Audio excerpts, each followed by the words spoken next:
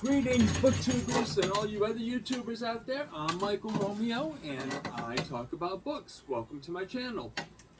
Today, you've heard recently that I've read On the Road by Jack Kerouac, and as promised, I am here with my best friend, Eddie T, and he knows a lot about the Beat Generation and Kerouac, and we're going to talk about Jack Kerouac and On the Road. But before we do, remember, if you like the video, give it a thumbs up. Like that, just like that. And if you haven't subscribed yet, please subscribe. You'll get notifications when I post new material. And that's all there is to it. And please, leave your comments. I'd love to hear your feedback. I try to answer all your comments. And now, with that, let's go to Eddie T. Hey, how's everybody doing in Romeo land? Pleasure to be here, Mike. Glad to have you. So let's talk. Let's talk. Talk Jack. Talk Jack. Yes, you haven't read it in a while. Right? No, I haven't. So it's not as fresh as it is with me having just read it. And you just finished it like a month or two ago, right? Yeah. Okay. Yeah. And I was really impressed with it.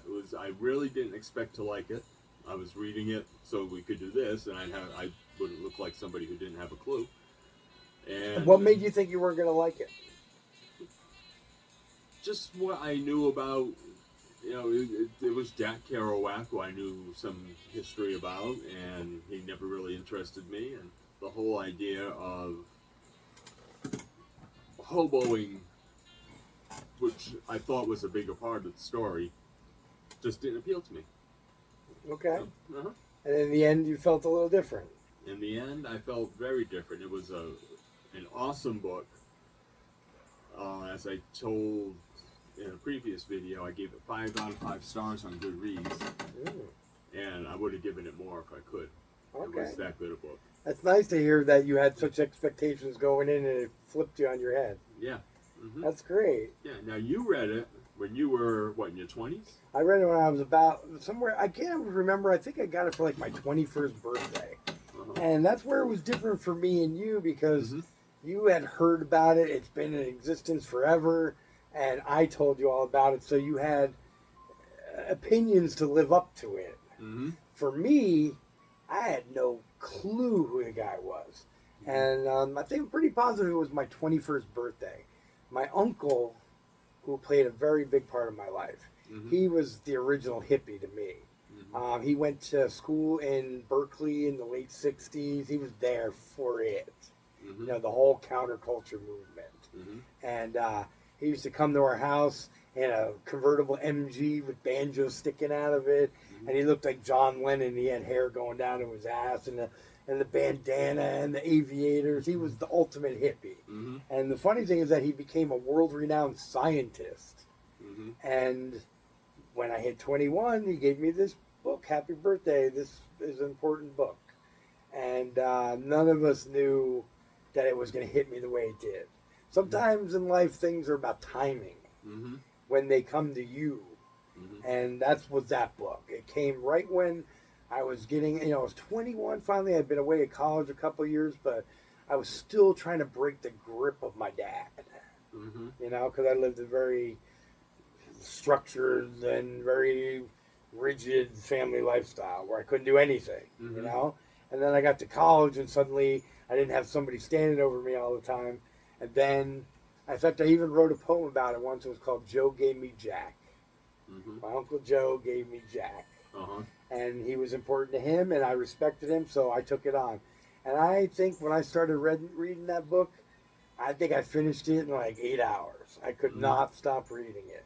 And I was at a time in my life where I knew there was more. Even living the fraternity life at college, there was more. I knew there was more out there. And then I read On the Road, and it just made me want to go, go, go, as Dean would say. Go, go, go. And what's funny now is I tried to read it before we started talking about it, and it didn't grip me the same. I wasn't motivated. I mean, it's still great reading, but I wasn't gotta finish. And I realized that sometimes not just when you get something, but when in your life you get something.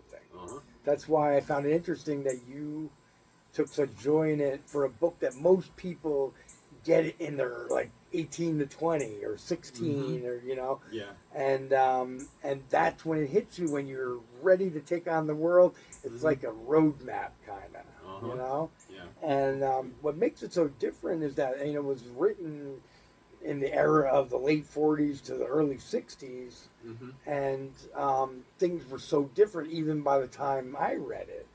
You weren't hopping on trains to get across the country. You weren't really doing much hitchhiking anymore. But yet, so then why did it appeal to me? A book about hitchhiking and hopping trains. It was about ultimately the experiences in the now. It was about in that moment, every step of it. And the thing about Jack Kerouac, I think that it makes him so important is that he likes to call his writing autobiographical fiction. So when you read, and apparently I haven't read it, I'm going to do it soon. There's a new text out that's the original manuscript. Yes, I actually got an electronic copy of it. You do? You just haven't read it yet? I bought it by mistake when I thought I was buying the Oh, wow. road. Okay. I'm anxious to see how that is because apparently instead of being Carlo Marx, it's Allen Ginsberg. And instead of being Old Bull Lee, it's William S. Burroughs. Which, if you folks know those names, they're all permeated throughout society. You find them everywhere. Allen Ginsberg has been in movies. William S. Burroughs has been in movies. You ever see the movie Drugstore Cowboy? I've heard of it. So that's like a Matt Dillon thing about junkies. The main junkie that they go to visit is William S. Burroughs. Oh, okay. That makes sense. So they're always there. They're not mascots, but they're like kind of landmarks of where all the madness started. And for me, one of the things we wanted to talk about is that how a book that when I first read it felt like it was written for me. And nobody else, it didn't matter, And then all these years, even up to recent times, which we're talking like over almost 25, 30, 35 years now, that keeps popping up as a connection that's in my life. And you start to be able to look back now and see what reach it had. Now, the Beat Generation in general, and I'm not going to purport to be like some expert on the Beat Generation. I know mostly of the William Burroughs and the Ginsbergs and people around him in his group of literary people. But I know the works of Jack. And even Jack, I don't know all his works, But I know enough of him that it affects my life. Like just On the Road itself, if people ask you a question, what's your favorite book? On the Road, without even blinking. Because it had such a change on the trajectory of my life. And a few years after reading it, funnily enough, when, it set me off on kind of a really wild path. And when I got to see my uncle a couple years later, I would tell him all my stories, and I'd be like, and this all came about from reading On the Road. And he's like, maybe I shouldn't have given it to you. And so it begs to differ. Would my whole life trajectory maybe have been different if I didn't read this book? And for all you book lovers, just goes to show you how a book can have such a profound effect on you. It does. They can. And I'm sure you could probably name a lot more books from generations earlier than the Beats that had that kind of effect on society in general and how people... It happens all the time with movies, too. Like Easy Rider came out, and next thing you know, the Harley generation was born. So it's so funny how movies and books and in this case, especially early on, the books, and then all the connections to it. So for me, it was all about On the Road, and in the beginning, I didn't even get it all. So I remember those first couple of years just reading it, and then reading it again, and reading it again, and reading it again. And each time you did, you started to pick up more and more. And I don't know if you know this, but the way he wrote, the whole On the Road, the entirety was on a scroll. Right. Yeah. So all he did was, he must have done it ahead of time, but all he did was tape typing pieces to get typing paper together in a big roll, and then hooked it up. so he wouldn't have to stop. Mm-hmm. And I would give anything that it's in a museum. I don't know where exactly. You can see pictures online of the original scroll, but he did that so he wouldn't have to stop. And the thing is, he didn't like punctuation Mm-hmm. or grammar or Chapter anything. breaks. He just basically he kind of like meditated his way into writing, Mm-hmm. and just whatever was on his head just came out. Mm-hmm. And I mean, he didn't type a new paragraph. Mm-hmm. He didn't put commas. He didn't correct. If he knew he spelled something wrong, he didn't correct it. He just kept going. Mm-hmm. And that madness is what led to this. Mm-hmm. And then I even heard, I don't know if it ended up being printed this way, but I had heard that at one point, his early ones, he like cut them up, or maybe some other stories. He would cut up the rolls and then mix them up. Hmm. So they wouldn't necessarily be in chronological order. I don't think he did that with On the Road, but I know I've heard him do that kind of thing. And I could be wrong. If I am wrong, feel free to comment about it. Like I said, I'm not an expert on it. I'm an expert on his effect on my life. Uh-huh. You know? Right. So now tell me, because I've been kind of rambling on here, Mm-hmm. tell me the themes that stood out to you in it. Well, because one of the reasons I'm here is I love taking road trips. Yeah.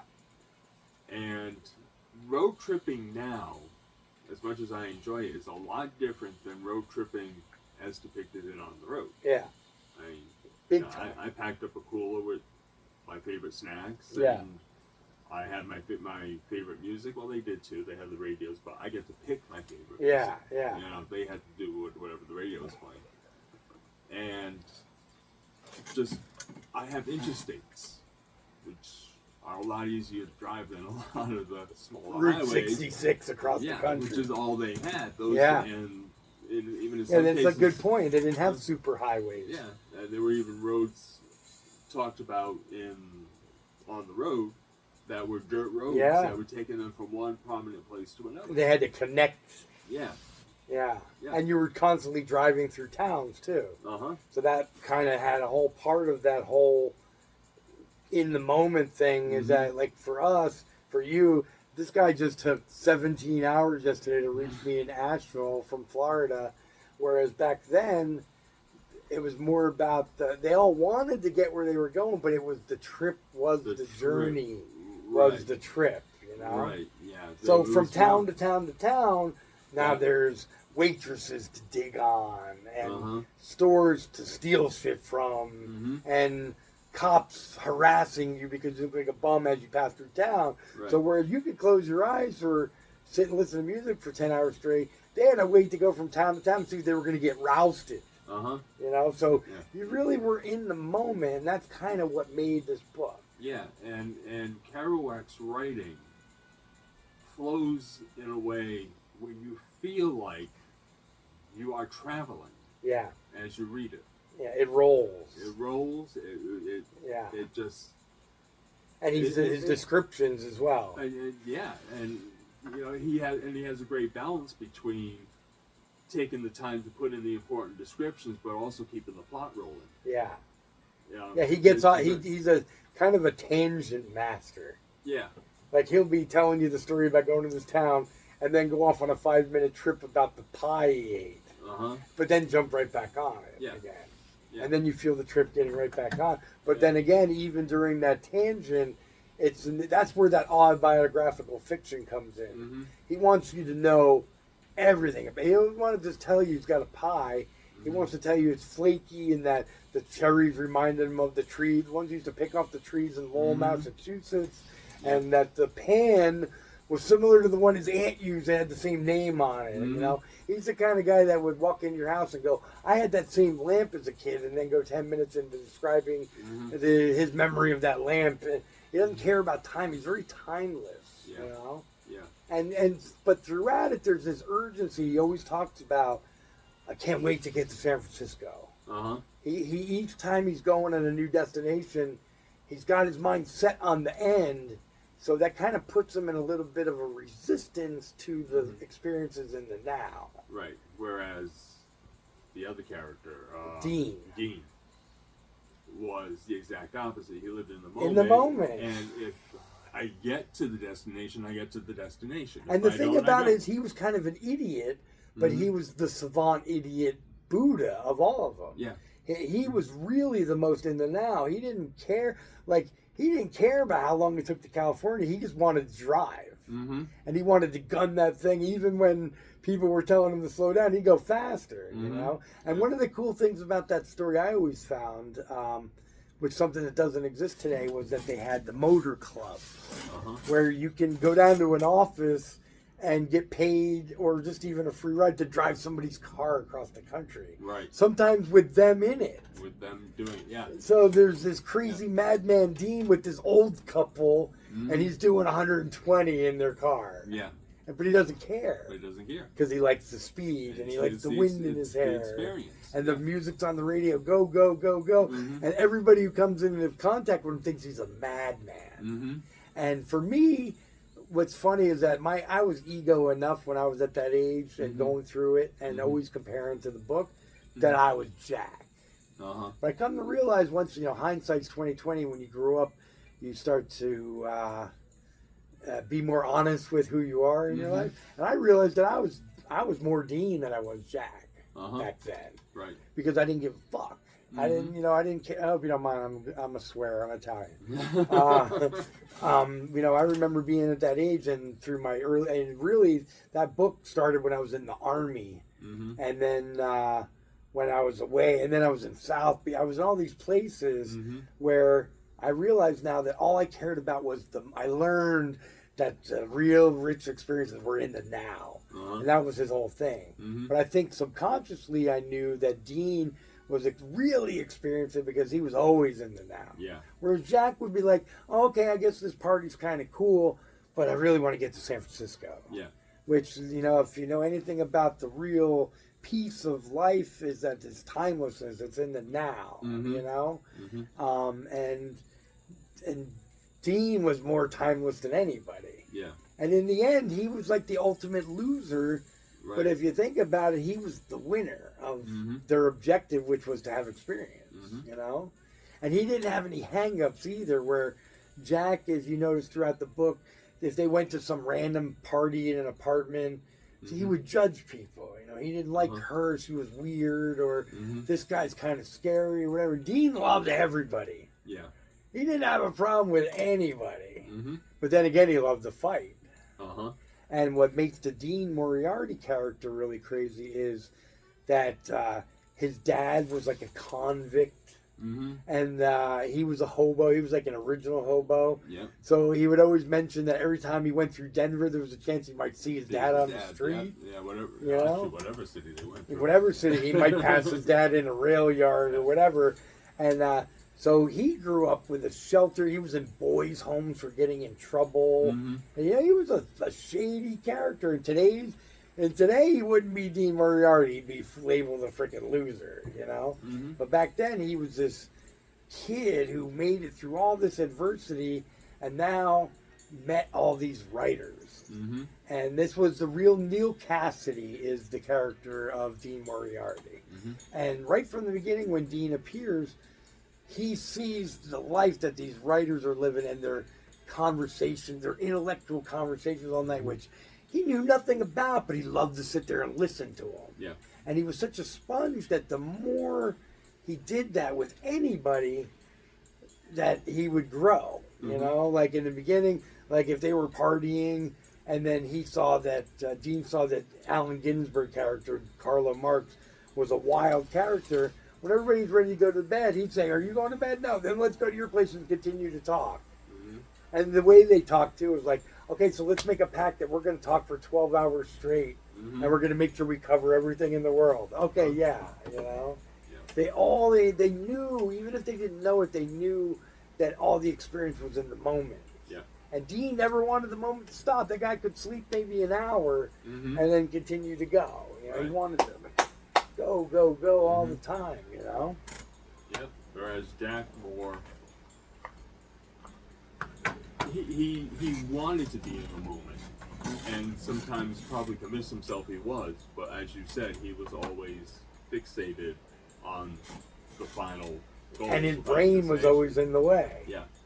So it kind of, I think, and in the end, you start to learn that even at certain parts of the book, which is odd, which it usually sometimes it takes a few times to pick it up, is that there's a lot of stages in the book where he's jealous of Dean. Yeah, you're right. Oh, I haven't seen this guy in 3 days. He's been with Dean all the time. Mm-hmm. Well, there's a reason for that, because people tolerated Dean more because he didn't care. Yeah. He didn't care where they went. He didn't care what they drank. He didn't care what they smoked, as long as he was in there. Mm-hmm. As long as he was a part of it. Mm-hmm. Whereas Jack could turn it on, turn it off, turn it on. But then his ego would get in the way when Dean wasn't at his disposal. Uh-huh. But then Dean could be an annoyance in the same day, you Mm-hmm. know? Right. So it's really, I think one of the central themes of the whole thing is that the loser in the end turned out to be the winner. Uh-huh.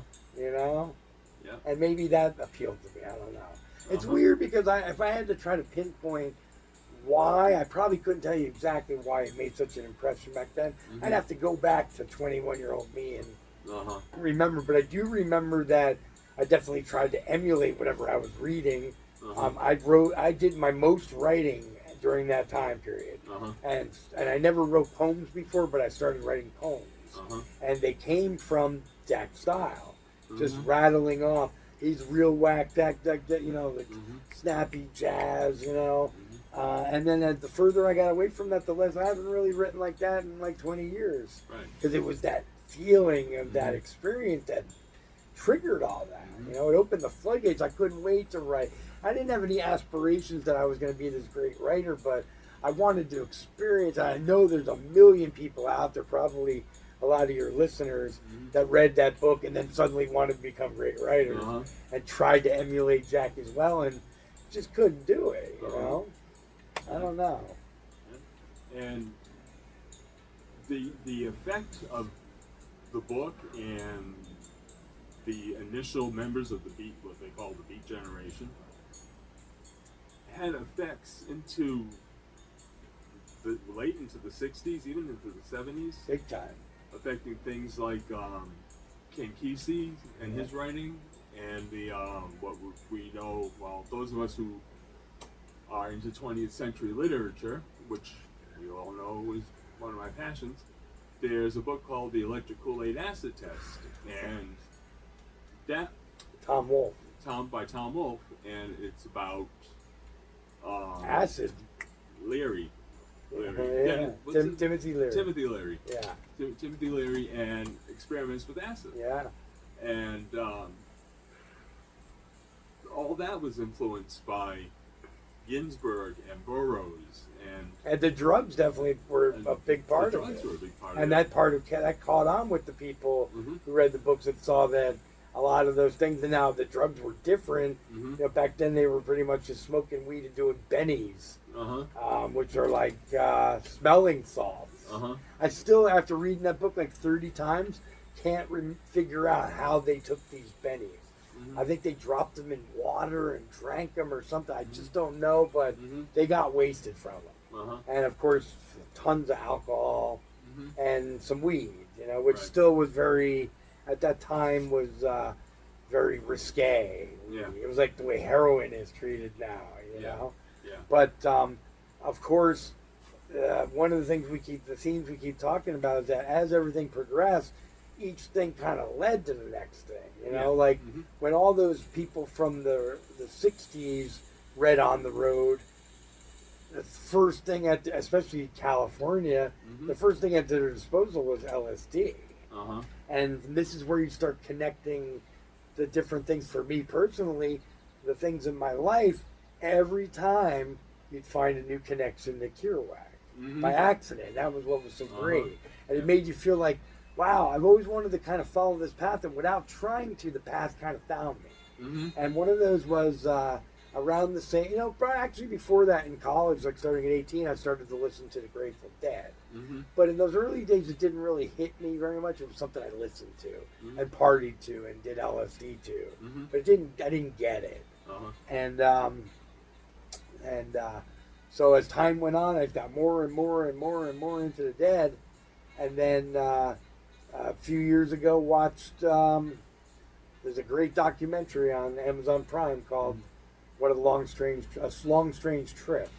It's about the history of the Grateful Dead. It's like a 6-part series. If you ever get to watch it, it's one of the best documentaries you'll ever watch.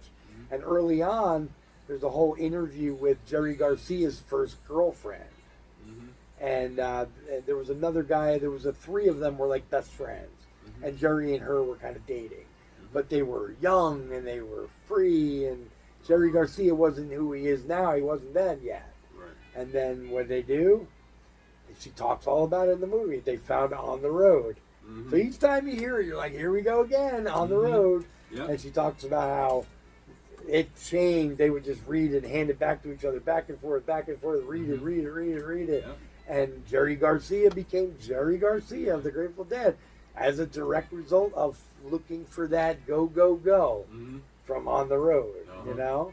And then that whole generation there, they had LSD. And so now, this is a story that a lot of people don't know. That early on in the band, the guy who in California created the finest LSD was Owsley Stanley. They called him the Bear. Okay, you ever heard the Steely Dan song "Kid Charlemagne"? That's about Owsley Stanley. Okay. All right, and so what he did was he created Purple Haze, the one that Jimi Hendrix wrote the song about. Right. And in England at that time, in the late '60s, Led Zeppelin, Black Sabbath, all these bands were doing Owsley acid. He was probably responsible for like 80% of the acid in the whole country. It was created by Owsley Stanley, the Bear. And what did Bear do? He found the Grateful Dead, and he became their sound guy. And he created what they called the Wall of Sound, this like monumental stack of speakers. And he was like a mad wizard. He invented the 2-phased microphone so that they wouldn't have feedback. Right. And his acid sales financed the first years of the Grateful Dead. Their tours and everything were all from his acid sales. You know, he just sunk the money into it, and goes back again to On the Road. You know, and then the Merry Pranksters came about with Ken Kesey, who wrote One Flew Over the Cuckoo's Nest, and from the money he made on the One Flew Over the Cuckoo's Nest, he financed the Merry Pranksters, which were all these intellectual counterculturists who did nothing but take acid and see what effect it had on society. They used to love to just dose random people. And when it came down to it, why were they doing all that? For the go, go, go in the moment. From On the Road, you know? And then when I learned later on, the most ironic thing of it all, out of all those people that came out On the Road, who Allen Ginsberg was like a counterculturist in the war movement. William Best Burroughs just did heroin and kind of disappeared a little bit. Other ones kind of disappeared, but who stayed on and never slowed down the go, go, go? Neil Cassidy.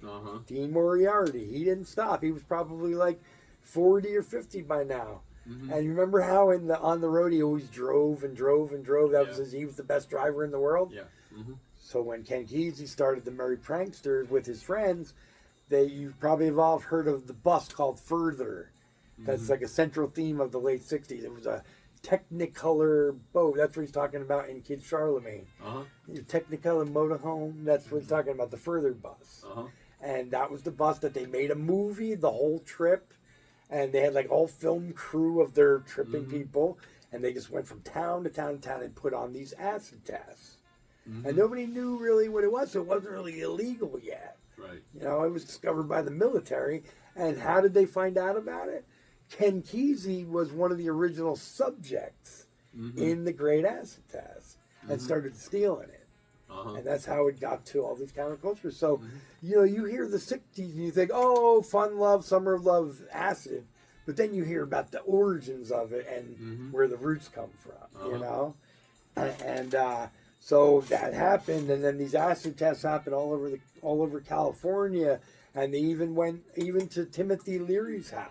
You know, I think the Great Acid Experiment test. There's a whole scene where the Merry Pranksters. If I'm mistaken, I haven't read it in a while, but they keep connecting. You know, and so Jack just lives on and on and on. You know, and Dean became the driver of the Further bus.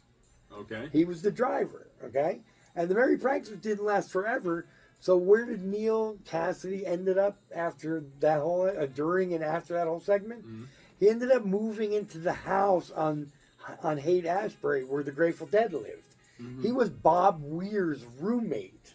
Uh-huh. Bob Weir's the guitarist for the Right. Grateful Dead. Mm-hmm. He was his roommate. He was like 20 years old living with this madman Mm-hmm. who was Dean Moriarty. And these guys were all fans of On the Road, and one of the characters is living with him. So they fed off of him, you know?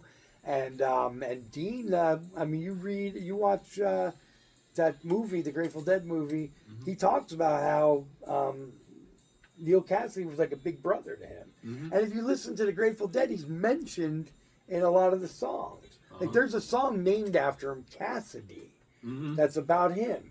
And then there's another great song called The Other One that has this whole segment at the end of the song. It says, I came into a bus stop, tremble and explode. And then, I'm not saying the lyrics right because I'm all over the place, but when the bus appears again in this psychedelic drama, it's Cowboy Neil at the wheel on the bus to Never Never Land. And he used to wear these cowboy boots. He was known as like a cowboy because he was from Denver. Yeah. And but here in that song, here it is, a landmark of the Grateful Dead and their psychedelia. Who's at the wheel? Dean Moriarty. Yep. You know, and you see it and you go, "Wow, man, full circle again." You know. So what do you have to add to that? Nothing actually. I know I'm kind of rambling here, folks. I hope you don't mind me going off. That's why I have you on. Okay. Yeah. You've memorized a Jack Kerouac short story, I did. and you're going to give it a shot? I will. Let me give you a little background on it first. Okay.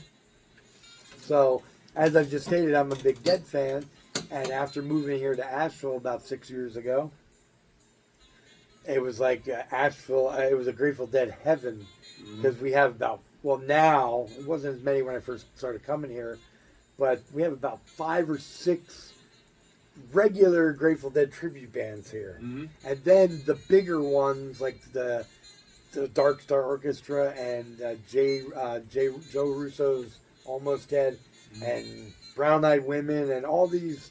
There's a lot of Grateful Dead tribute bands, and they all pour through this town. So for my first 4 years here, not even, just 2 years, everything was just dead. Every concert, every afternoon, every night was just all Grateful Dead, which is all fine and well. I love it to death, but you start to feel like, oh, there's no other music left. I'm not going to experience anything new again, which is one of the joys of music is when you discover something new. So I'll never forget, went to a Dead show. I don't remember which one. Probably my favorite band in the world here in Asheville, Funkle Sam, which have been here for about 22 years now. In fact, the lead guitarist, Bill, is one of the greatest dudes ever. He was at Woodstock, and he's still playing now. You know, that's how important Grateful Dead music is to some people, you know? And so I was at a Grateful Dead night, and a kind of an inside joke, my friend Kelly, this girl, she always wanted me to connect with this guy, Jimmy. She goes, you got to connect with Jimmy. You guys are so much alike, you're going to love Jimmy. And I said, well, maybe I've seen him around. What does he look like? Oh, you know, flannel shirt, beard, hat. I was like, all right, great. You just pretty much described every person in Asheville. Every guy in Asheville, right? So for 6 months, it became this running joke. Every time she and I would be together, I'd see a dude. I'd be like, "Is that Jimmy? Is that Jimmy? Is that Jimmy? No. But you said hat, flannel shirt, beard. And he's got no. It's not Jimmy. It's not Jimmy." And this went on for about 5 months. This is in early 2019. All right. So then, so in December of 2019. Kelly stayed home and I went to this Dead show, and while I'm standing there dancing a song, there's a dude standing next to me, and we're both feeling pretty good. And the music, the song that was on was so powerful. He just looked at me going, and I looked at him going, and he gave me a big hug. And then when the show was over, I'm leaving, and he's sitting at a table with this girl and these other guys, and I go, "Hey man, it was really cool dancing with you. Thanks for that hug. I really needed it." He's like, "Awesome." I go, "What's your name?" He said, "Jimmy." Wait a minute. Are you, hat, beard, flannel shirt. Are you Kelly's Jimmy? Yeah. So I immediately called the phone and put her on video and held it up and was like, "Is this Jimmy?" She's like, "Yes, finally." I didn't even talk to the guy on the phone before and didn't know who he was. So that was a big deal to finally find Jimmy. So he and his girl and our friend Bear that I knew already invited me back to his house, which is in Waynesville, outside of town. They lived on a farm at the time. And it was December, so it was cold, so we went over and had the fireplace going and enjoyed some refreshments, and we're sitting there, and everybody's talking, and there's music playing. And most of the time when you're just having conversation with people, the music is kind of secondary. And I got focused in on this song that was playing, and it grabbed me by the balls. Like I hadn't been grabbed by a song in God knows how long. It'd been playing for like 5 minutes now, 6 minutes. And I go, "Excuse me, I'm sorry to interrupt you guys, but what the hell are we listening to?" And Jimmy went, "That's Railroad Earth." I said, "Really? Are they a new band?" He said, "No, they've been around for 20 years. Okay, now wait a minute. How has this band been around for 20 years and I never heard them until 2019? He's like, "'Cause that's the way they are, man. They just fly under the radar, and it finds you. You don't find it." And that's exactly what happened. I go, Can you do me a favor? Can you start that over?" He's like, "Absolutely," and started over. And the song was called "7-Story Mountain," which is actually the title of, I think, the Buddhist book. No, Catholic, actually. Catholic book, Thomas yes. Merton's memoirs. Yes. Hey, see? This guy knows his books. I haven't got to read it, but ever since I heard that song, I do want it one of these days give it a try. It's an intense read. Oh, in fact, I read all about it. It was written by a priest. That book. A monk. Yes, a monk. Yeah. And it endured. It made him very wealthy, apparently. Yeah. And kept getting reprinted and reprinted. It's still in print. And so 7-Story Mountain. And this was the first song I ever heard. And I was hooked, line, and sinker on Railroad Earth from that minute on. So he started the song over and he's playing. And I was in shock. I was like, "Oh my God, what is the deal? Who are these guys? What's Railroad Earth?" He's like, said the words, man. "Have you ever heard of Jack Kerouac?" I was like, yeah. On the Road pretty much changed my whole life. And he's like, "Oh, there it is on the shelf there, and I got some other Jacks up there." And I instantly felt like I was home. Guy I just met 2 hours ago, and in 5 minutes of a song and naming Jack, I was home. And he started telling me about it. And he said that the name Railroad Earth comes from a Jack Kerouac story, October in the Railroad Earth. And what's interesting is that you won't find that in any book. I had to search for like manuscripts of it. But so that was December 2019. And at the time I was a DoorDash driver. And actually before I moved to Asheville proper, I was living in Robbinsville, which is on the west coast of North Carolina, the west side, right next to the Tennessee border. So I was driving DoorDash in Asheville when I lost my previous job. So I had to drive 100 miles each way, home and back every day, which was a 2-hour ride. And so I found I don't want to give it away, but there's an audio of Jack with somebody playing piano, and he's reading the book.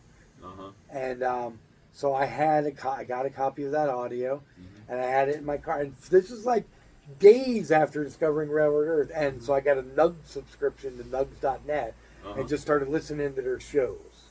And then I would hear a show, and then I would put on the audio of Jack. And I would just start playing it all the way beginning to end. And then I would play it again, beginning to end. And so then after like a couple of weeks, I would get to the end of the sentence and say a word. And then say 2 words and be, "Oh, cool, I got 2 words at the right time." And then, and it became like an addiction, man. I just kept doing it and doing it. And then after like 5 months, I was out by the fire with Bear and Jimmy and Mama Faye, our good friend, and I was like, "Can I do this for you?" And so I would do it with the audio and say a line and then miss a few and say a line. And then I would do it again like a month later and have more lines. And this continued and it became this addiction. And on these 2-hour rides each way, and while I was driving DoorDash 10 hours a day, it got played like 15, 20 times a day. And it just started like becoming a part of me, you know? And I don't know why, but I just felt like I had to know it because this band by this time had become. I mean, the Grateful Dead will always be one of my cornerstones, but they became my new favorite living band, and I couldn't get enough of them. I mean, when I went to my first shows within a couple of months, my first shows were February, 3 shows in a row, like 2 months after learning them in December. And by those first shows, I was already starting to recognize some of the songs from playing those live shows back and forth, back and forth, back and forth. It was like an addiction. It was finally a new music that rocked my world like nothing had since like the first hearing the Dead or Led Zeppelin or whatever, you know? And so I went on, and then suddenly, about 2 years later, I realized that I could say it in the shower without even like trying to remember it.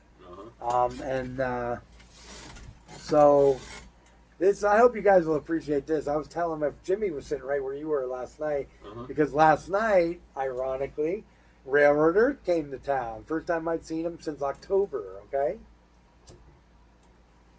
So we were riding high from the Railroad Earth show last night, and I was telling him that prior to the show, I was telling him the story about what happened in October.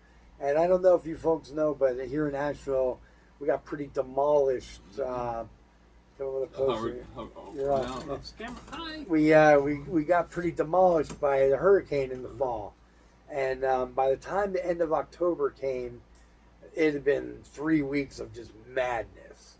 And had already planned for a long time on 3 Railroad Earth shows in Charlotte and Raleigh, 18th, 19th, and 20th of October. And then because of the floods we had here in Asheville, when we hadn't had them here in Asheville since like 2022, and it got canceled. So all I had were the 2 shows in Charlotte and Raleigh, and come hell or high water, I was going to go to those shows. So the first one was in Charlotte, and I went to that show with my cousin from Germany. And then the second night, now over the years after seeing them, in fact, last night was my 13th show seeing Railroad, and it was Jimmy's 95th show seeing Railroad. And it's amazing that he'll even say to me, like, of all the friends that he turned on to Railroad, I'm the one that got the most, like, sponged on it the way he is. So we have this, like, you know, it was great as you could see it during the shows. As songs, just a couple of notes are going, I'll say to him where songs begin and be like, head? No, I think. And then, like, within 3 seconds, we'll know what song it is. Just from a couple of notes, you know? And and unfortunately, Jimmy couldn't make it to we've been to every Railroad show together except for those 2 shows that I did the second night with my cousin from Germany. And so that was in Raleigh at this theater. I think it's called the Lincoln. I don't remember the name of it. It's this beautiful old theater in Raleigh that has balconies. It seats like 800. I don't know. There's a lot of people. And so I, over the years here, have gotten to know. I met the band a few times. They're real accessible dudes. And I got to really know the light technician, who's a master of lights. This guy Alex, who's the best dude in the world, and he knew that I had learned the October on the Railroad Earth.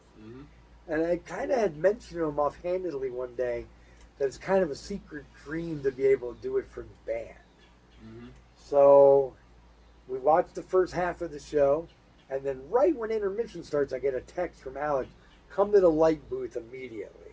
So I grabbed my cousin and we go to the light booth. He goes, you ready, bro? I was like, for what? He goes, just come with me. and we walked down to the edge of the stage where the security was to get to where the band is, and we went in the backyard, and there's most of the band sitting there. A couple are on lawn chairs, a couple are standing there, they're having some drinks or drying it off, and then Alex was like, just hang tight, and little by little the other members of the band started coming in. He like went around and told them all they needed to be there.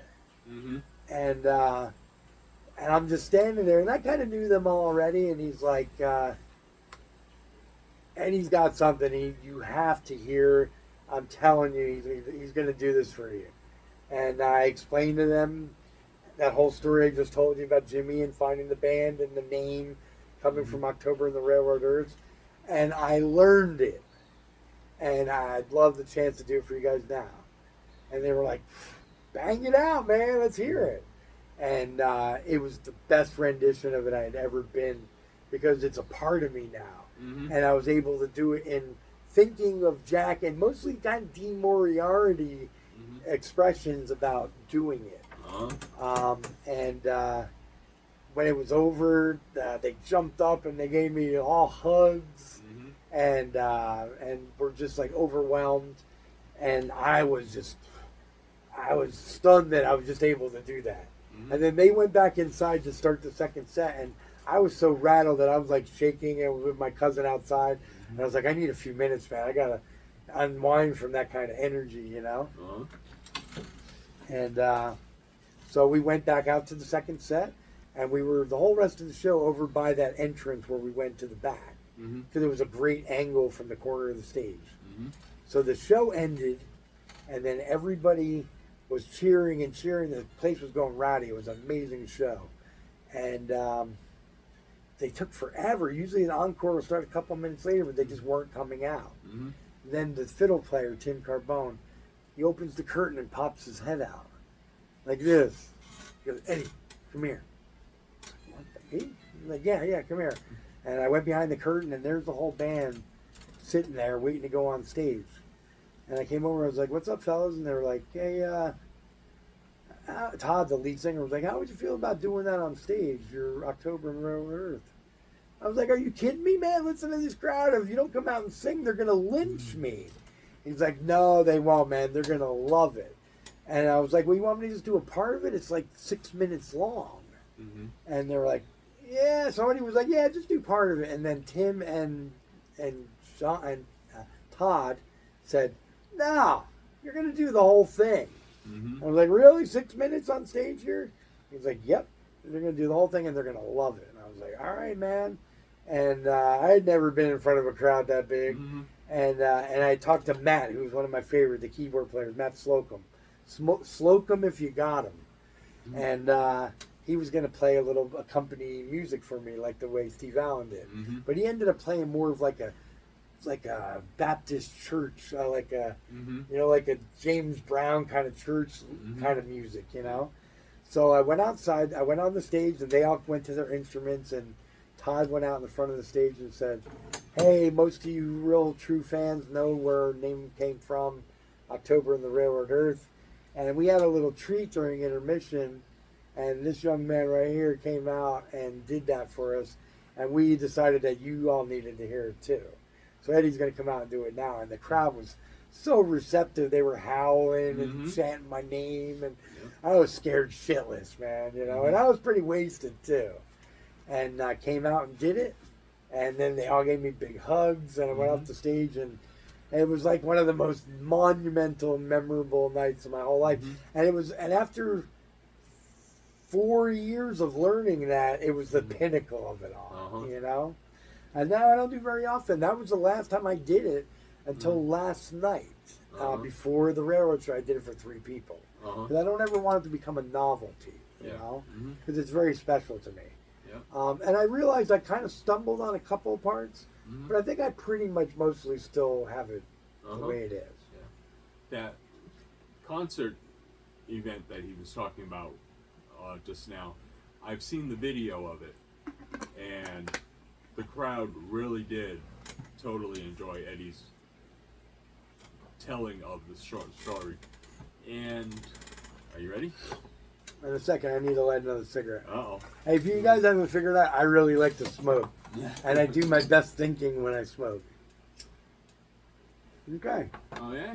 All right, stage is yours, sir. So, without further ado, October in the Railroad Earth by Jack Kerouac. Now, it's long, folks. I hope you're going to dig it. Okay, if you don't mind, there's a certain sound, certain track I have to play for this, okay? Okay. That's my official accompanying track to this. It's kind of similar to what Steve Allen was doing, and I kind of learned it that way. Mm-hmm. So I kind of like having the song, having a song that's kind of similar. It kind of helps me along, you know? Let me find it here, if you don't mind. Sorry for the pause, folks. I probably should have had this ready. Get used to it. I'm like that all the time. Oh, yeah? You do a lot on the fly? Yeah. Okay. Here we go. Let me make sure I got the right song here.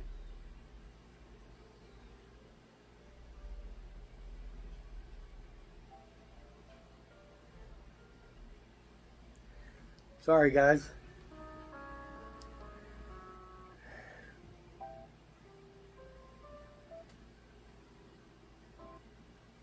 I haven't done it so long I forgot which song it is.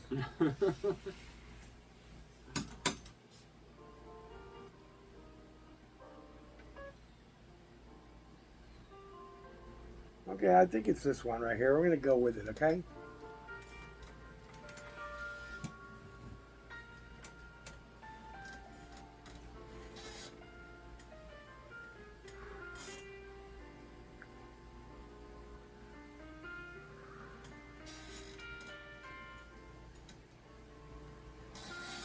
There was a little alley in San Francisco, back in the Southern Pacific Station, at 3rd and Townsend, in Red Brick, of drowsy, lazy afternoons of everybody at work, in offices. In the air, you feel the impending rush of her commuter frenzy, as soon they'll be charging en masse from Market and Sampson buildings, on foot and in buses, and all well-dressed in working man's Frisco of walk-up truck drivers. And even the poor, grime-be-marked 3rd Street of lost bums, even hobos, so hopeless and long left east, and meanings of responsibility and try. Now all they do is stand there spitting in the broken glass, sometimes 50 in one afternoon against one wall at 3rd and Howard. And here's all these Millbrae and San Carlo neat necktie producers and commuters of America and steel civilization, rushing by with green call bulletins and San Francisco Chronicles, not even enough time to be disdainful. They got to catch 130, 132, 134, 136, all the way up to 146. To the time of evening supper in homes of the railroad earth, when high in the sky the magic stars ride above the following hotshot freight trains. It's all in California. It's all a sea. I swim out in afternoons of sun-hot meditation with my head on handkerchief, on brakeman's lantern, or if not working, on book. I look up at blue skies of perfect lost purity and feel the warp of wood of old America beneath me. I have insane conversation with weirdos in second-story windows above, and everything is pouring in. The switching moves of boxcars in that little alley, which is so much like the alleys of Lowell, and I hear far off in the sense of coming night that engine calling our mountains. But it was that beautiful cut of clouds I could always see above the little SP alley, puffs floating by from Oakland, or the Gate of Marin to the north, or San Jose south. The clarity of Cal break your heart. It was a fantastic drowse and drum hum of lum-mum afternoons, nothing to do. Old Frisco with end-of-land sadness. The people, the alleys full of trucks and cars and businesses nearabouts. And nobody knew or far from cared who I was or my life 3,500 miles from birth, opened up and at last belonged to me again in great America.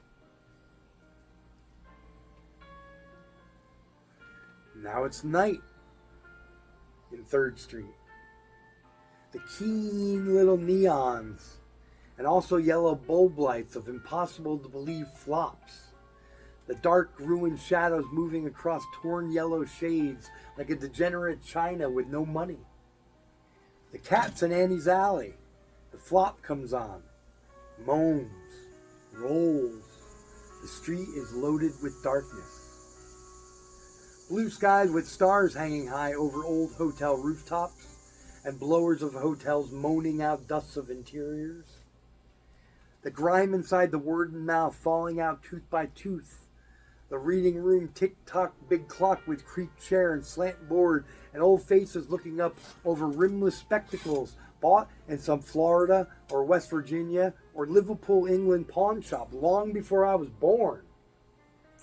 And across wains, they've come to the end of the land sadness, end of the world gladness. All your San Franciscos will have to fall eventually and burn again. But I'm walking, and one night a bum fell into the hole of the construction job where they're tearing the sewer by day. The husky, Pacific, and electric youths in torn jeans who work there. Often I think of going up to some, like, say, blonde ones with wild hair and torn shirts and say, you ought to apply for the railroad. It's much easier to work. You don't stand around in the street all day and you get much more pay. But this bum, he fell in the hole. He saw his foot stick out. British MG, also driven by some eccentric, once backed into that hole as I came home from a long Saturday afternoon local to Hollister from San Jose, miles away across verdurous fields of prune and juice joy.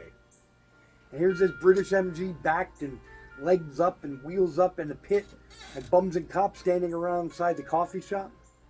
It was the way he fenced it because he never had the nerve to do it and never had the money, and all his father was dead, and all his mother was dead, and all his sister was dead, and all his whereabout was dead.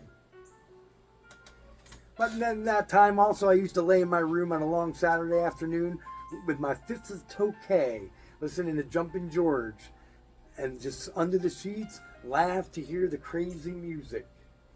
Mama, he treats your daughter mean. Mama, Papa, don't you come in here, I'll kill you, etc. Getting high by myself in room glooms. And all wondrous knowing about the hobo, the essential American, out there. Always finding his solace, his meaning in the Fellaheen streets.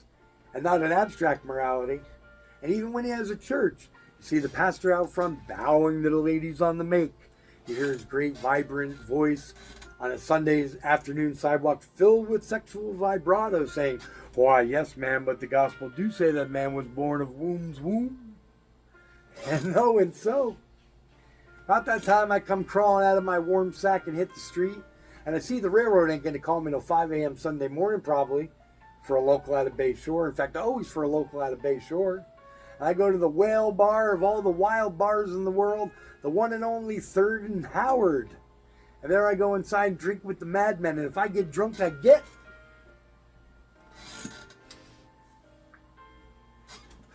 A girl came up to me in there one night. I was there with Al Buckle. And said, how'd you like to play with me tonight, Jim? And I didn't think I had enough money. And I told this to Charlie Lowe, who laughed and said, how do you know she wanted money? Always take the chance that she might be out for love or just out for love. You know what I mean? Don't be a sucker, man. And she was a good-looking doll. She said, how'd you like to ooh you cool with me, Mom? And I just stood there like a jerk. In fact, bought drink, got drunk that night at the 299 Club. I was hit by the proprietor of the band breaking up the fight. Before I had a chance to decide if I wanted to hit him back, which I didn't want to do anyway. And out on the street, they had locked the door and were looking at me through the forbidden glass and door with faces like undersea. I should have played with her shooter than a Duke of Dookie. Finn. That's it. That's awesome. And actually, there's my next endeavor is to learn the whole next part. Uh-huh. There's another part which now goes into like another 6 minutes. Uh-huh. But it's a little different. And now he's talking to me like there's a good like couple of paragraphs. I'm talking about the breakfast he gets for $2 with eggs and bacon at the diner. It's more meticulous now. He's talking about like mundane things. So I haven't had quite it's not as, to me, it may turn that way, but not as exorbitant as the first one is. You know, it's just kind of all over the place. You know? But I hope you guys enjoyed that. That's always a pleasure for me to do it. Looking forward to the comments. Yeah, I hope so. They're not too hard on me. And this is probably the longest video I've ever done. So I think we should wrap it up. I think we should too. Thank you for being Thanks here. for having me on. It was a Thank you great for having pleasure. me. And thank you guys for having thanking me you on. for being here. We're at your place. Yeah, well, thanks for being here in my place. Hey, come on to Asheville. We need you here. Yeah. Thanks, guys. Okay. Thanks, everybody. We'll see you again soon. Oh, dang, it wasn't recording. Yeah, dude. Just I kidding. see Just kidding. I see it.